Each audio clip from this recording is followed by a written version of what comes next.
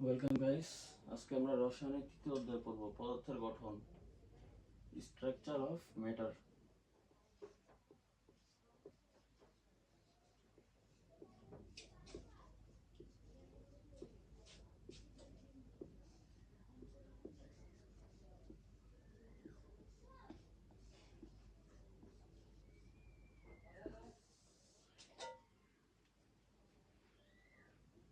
প্রথমে আমরা শিখি মৌলিক পদার্থ কাকে বলে।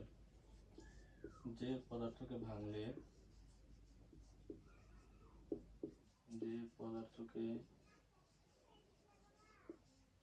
ভাঙলে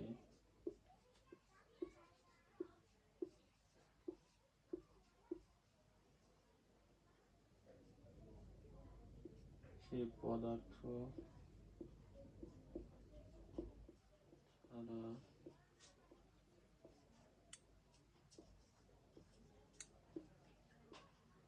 অন্য কিছু পাওয়া যায় না,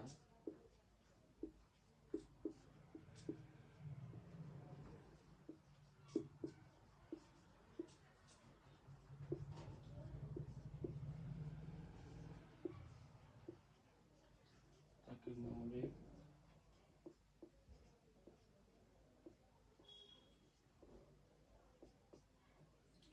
অর্থাৎ যে পদার্থকে ভাঙলে সেই পদার্থ ছাড়া অন্য কিছু পাওয়া যায় না তাকে বলা হয় মৌলিক পদার্থ।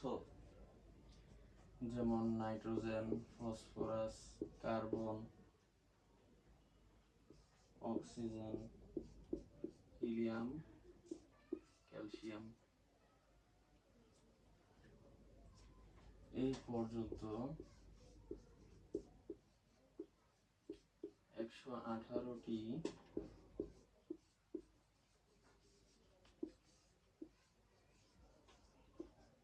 মৌলিক পদার্থ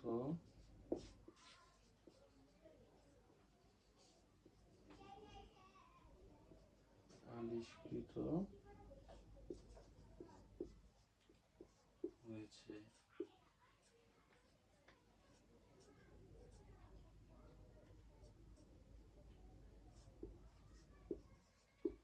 এর মধ্যে 98টি মৌল প্রকৃতিতে পাওয়া যায়। 98টি মৌল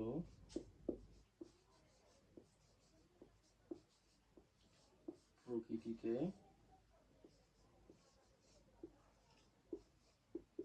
পাওয়া যায়।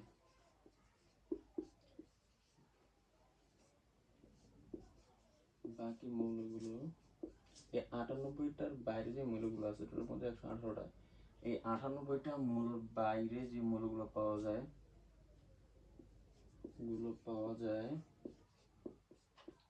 বাকি যে মৌলগুলো পাওয়া যায় যেটা গবেষণাগারে তৈরি হয়েছে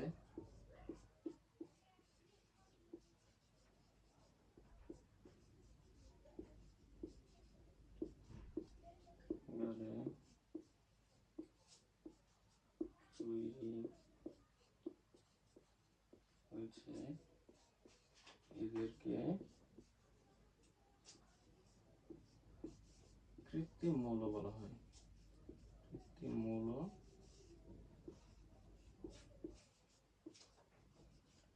বলা হয়। প্রথম থেকে দেখি। প্রথমে দেখলাম মৌলিক পদার্থ কাকে বলে। যে পদার্থকে ভাঙলে সেই পদার্থ ছাড়া আর অন্য কোনো পদার্থ পাওয়া যায় না তাকে বলা হয় মৌলিক পদার্থ। যেমন nitrogen, phosphorus, carbon, oxygen, helium, calcium. এ পর্যন্ত 118টা মৌল আবিষ্কৃত হয়েছে। এর মধ্যে 98টা মৌল প্রকৃতিতে পাওয়া যায়। তাহলে 98টা বাদে 118টা মৌলের মধ্যে যে কটা মৌল রয়েছে ওই মৌলগুলো তৈরি হয়েছে গবেষণাগারে, আর সেই মৌলগুলোকে বলা হয় কৃত্রিম মৌল।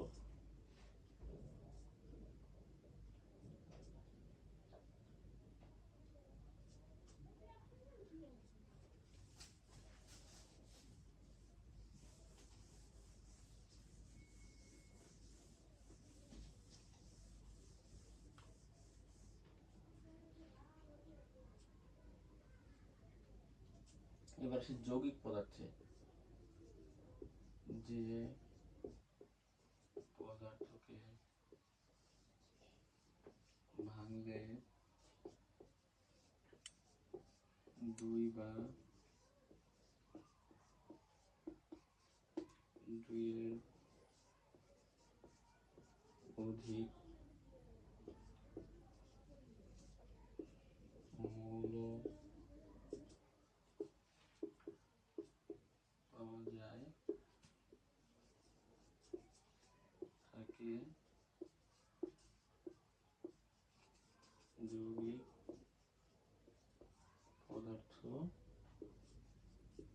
বলে। অর্থাৎ যে পদার্থকে ভাঙলে 2 বা 2 এর অধিক মৌল পাওয়া যায় তাকে বলা হয় যৌগিক পদার্থ। আর মৌলিক পদার্থ ছিল যে পদার্থকে ভাঙলে সেই পদার্থ ছাড়া অন্য কোনো পদার্থ পাওয়া যায় না তাকে বলা হয় মৌলিক পদার্থ। এবার যৌগিক পদার্থ কি হতে পারে, যেমন হাইড্রোজেন, অক্সিজেন। হাইড্রোজেনকে ভাঙলে 2টা মৌল পাওয়া যায়, অক্সিজেনের ভাঙলেও 2টা মৌল পাওয়া যায়। এগুলো হচ্ছে যৌগিক পদার্থ। আর পানিতে, যদি পানির কথা যদি বলি, পানিতে হাইড্রোজেন ও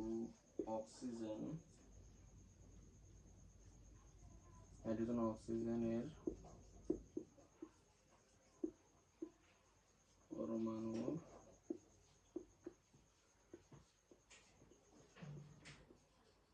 অনুপাত 2:1। পানিতে হাইড্রোজেন ও অক্সিজেনের পরমাণু অনুপাত হচ্ছে 2:1।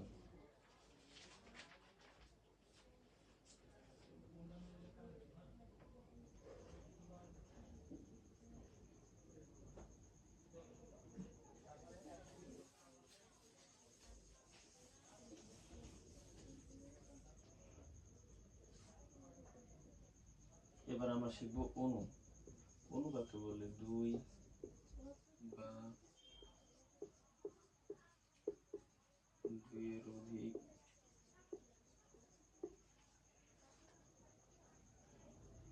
অধিক সংখ্যক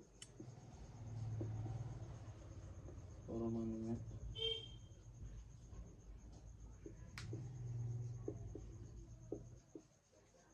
পরস্পরের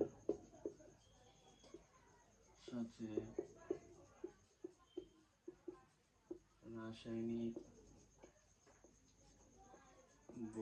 বন্ধনের মাধ্যমে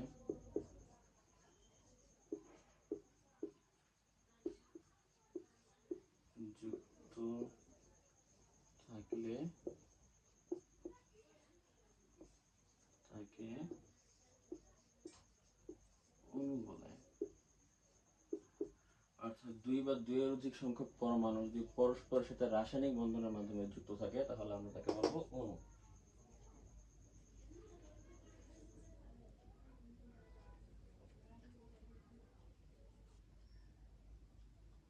এবার আমরা শিখব প্রতীক কাকে বলে। প্রতীক কাকে বলে? কোন মৌলের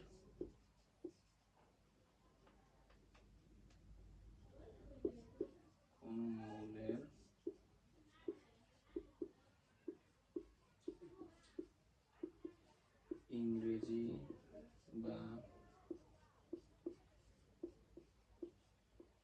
ল্যাটিন নামের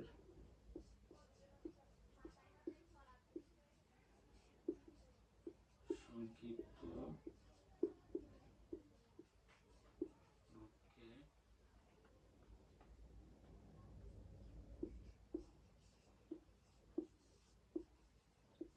প্রতীক বলে।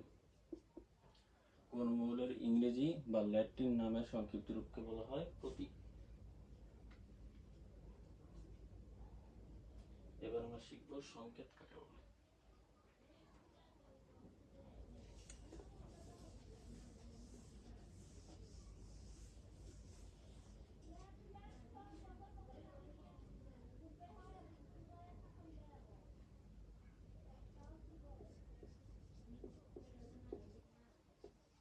কোন রাসায়নিক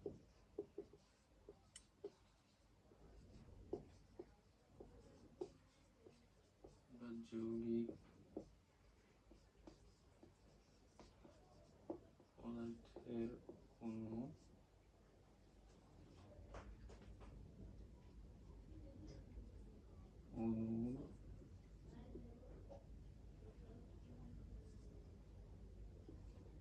গঠন ও উপাদান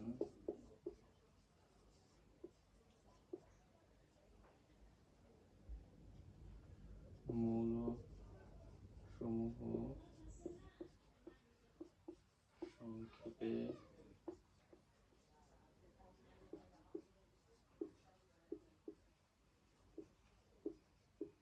প্রকাশ করার জন্য যে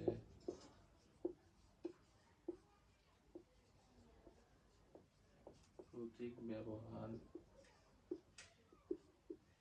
করা হয় তাকে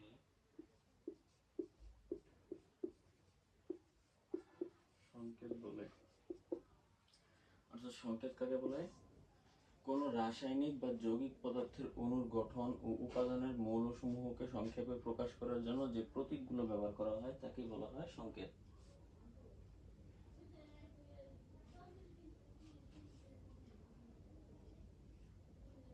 এবার শিখব ইলেকট্রন।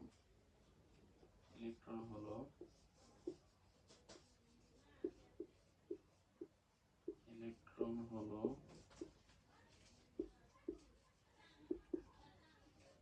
পরমাণু ও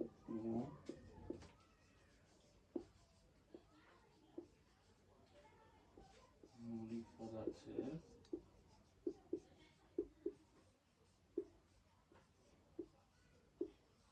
ক্ষুদ্রতম কণিকা।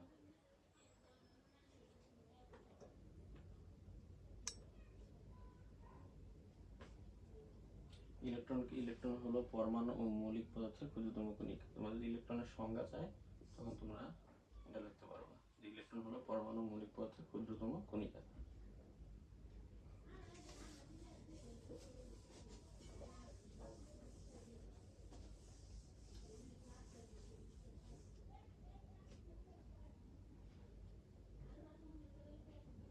এবার শিখব প্রোটন কাকে বলে।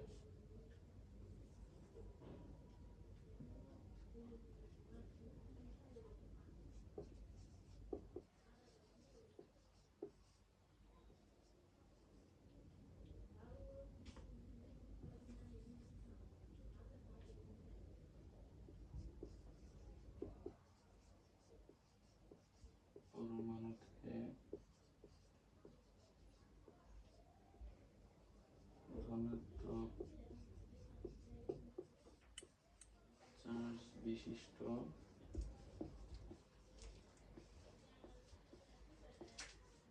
ক্ষুদ্রতম কণিকাকে প্রোটন বলে। অর্থাৎ প্রোটনের সংজ্ঞা চাইলে কি লিখবা? পরমাণুতে ধনাত্মক চার্জ বিশিষ্ট ক্ষুদ্রতম কণিকাকে বলা হয় প্রোটন। এবার শিখব নিউট্রন।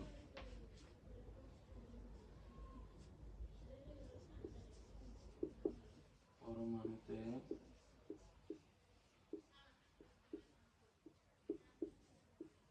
চার্জবিহীন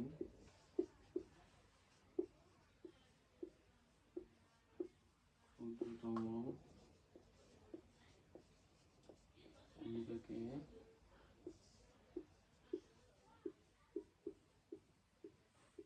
নিউট্রন বলে।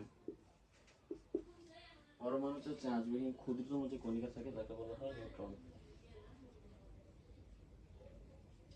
এবার আমরা মৌলিক কণিকার একটা ছক আঁকবো যেখানে ইলেকট্রন, প্রোটন, নিউট্রন সবগুলোর আধান, চার্জ এবং তার ভর সবকিছু দেওয়া থাকবে। মৌলিক কণিকা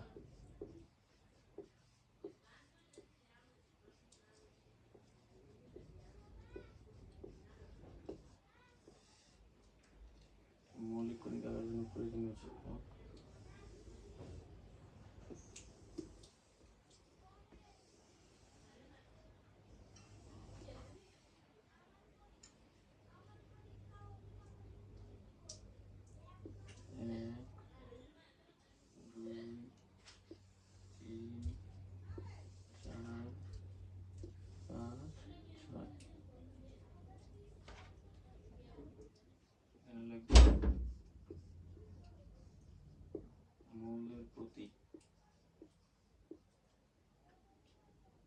ইলেকট্রনের প্রতি কি কি? Electron, proton, neutron.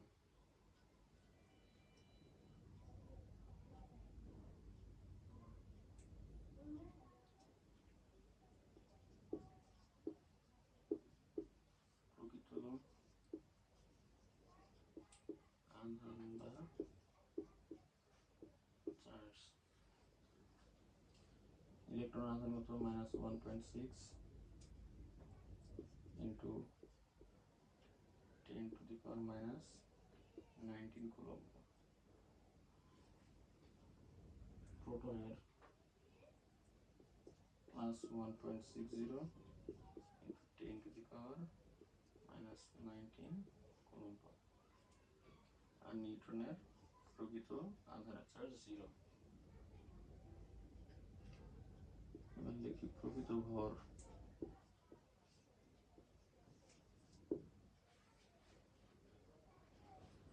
ইলেকট্রনের হচ্ছে প্রকৃত ভর 9.11 ইন্টু 10⁻⁻28 গ্রাম। প্রোটনের ক্ষেত্রে 1.673 ইন্টু 10⁻⁻24 গ্রাম। নিউটনের ক্ষেত্রে 1.675 ইন্টু 10⁻⁻24 গ্রাম।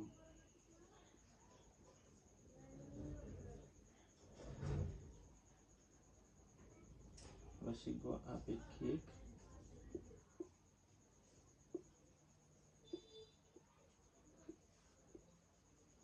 আধান। আচ্ছা, আপেক্ষিক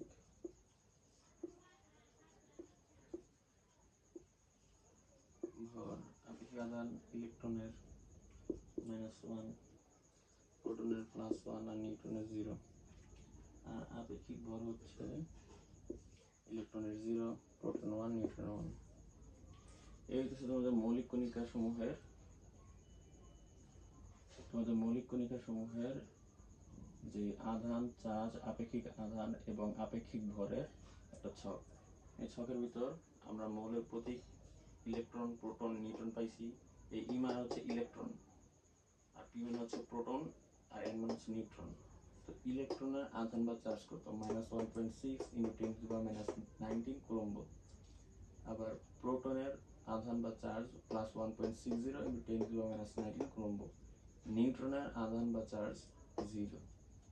ইলেকট্রনের প্রকৃত ভর 9.11 ইন্টু 10⁻⁻20 গ্রাম। প্রোটনের প্রকৃত ভর 1.673 ইন্টু 10⁻⁻24 গ্রাম। নিউটনের প্রকৃত ভর 1.675 ইন্টু 10⁻⁻24 গ্রাম। ইলেকট্রনের আপেক্ষিক আধান -1। -1 কেন? কারণ ইলেকট্রন আপেক্ষিক আধান -1। এটা এখানে লেখা লাগে না, এই জন্য আমরা আধানটা এখানে লিখে দিলাম। ইলেকট্রনের আপেক্ষিক আধান হচ্ছে -1, প্রোটনের ক্ষেত্রে +1 আর নিউটনের ক্ষেত্রে 0। আপেক্ষিক ভর ইলেকট্রনের ভর 0, প্রোটনের ভর 1, নিউটনের আপেক্ষিক ভর 1। এই সবগুলোর অবস্থান কোথায়? সবগুলোর অবস্থান হচ্ছে পরমাণুর নিউক্লিয়াসে। কোথায় অবস্থান? পরমাণুর নিউক্লিয়াসে এদের অবস্থান।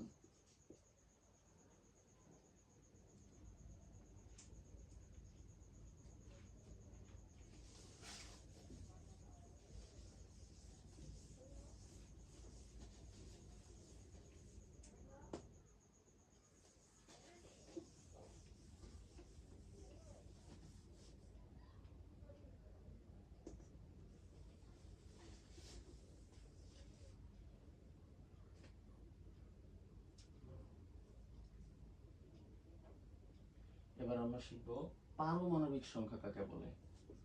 কোন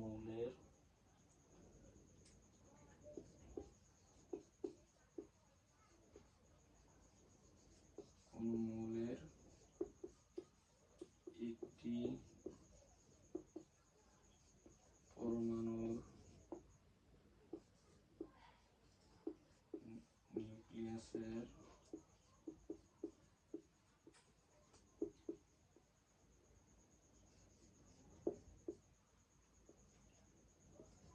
প্রোটন সংখ্যা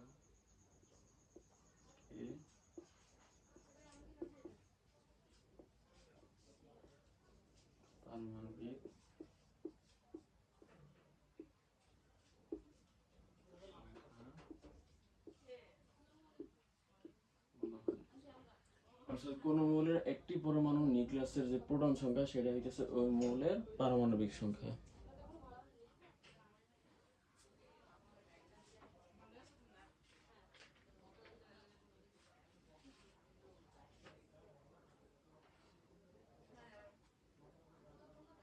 এবার আমরা শিখব ভর সংখ্যা কাকে বলে।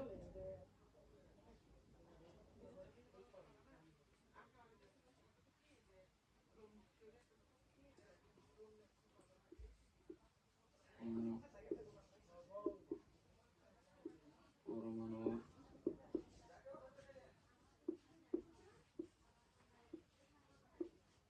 নিউক্লিয়াসে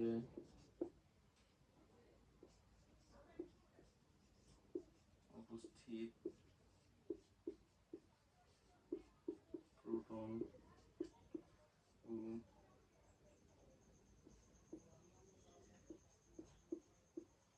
নিউট্রন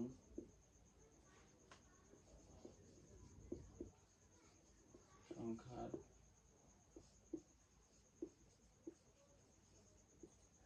যোগফলকে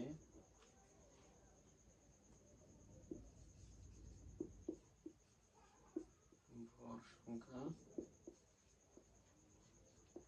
বলা হয়। অর্থাৎ কোনো পরমাণুর নিউক্লিয়াসে অবস্থিত প্রোটন ও নিউট্রন সংখ্যা যে যোগফল তাকে বলা হয় ভর সংখ্যা। অর্থাৎ ভর সংখ্যা সমান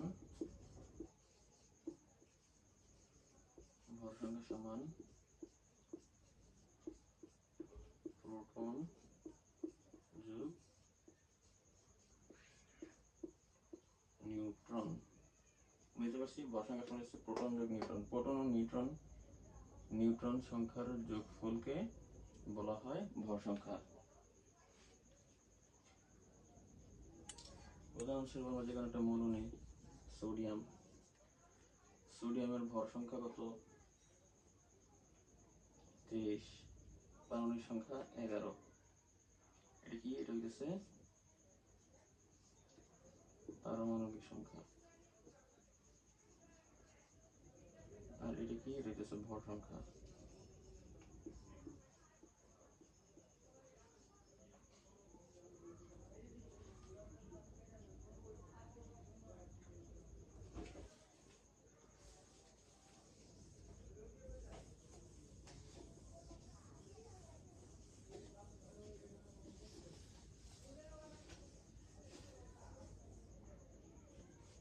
ধর আরো কিছু মৌল ধরলাম, ধর নাইট্রোজেনের প্রোটন সংখ্যা 7, পারমাণবিক সংখ্যা 14। তারপর ধরো অক্সিজেন 8/16, ভর সংখ্যা 16, পারমাণবিক সংখ্যা 8। আশা করি বুঝতে পারছি।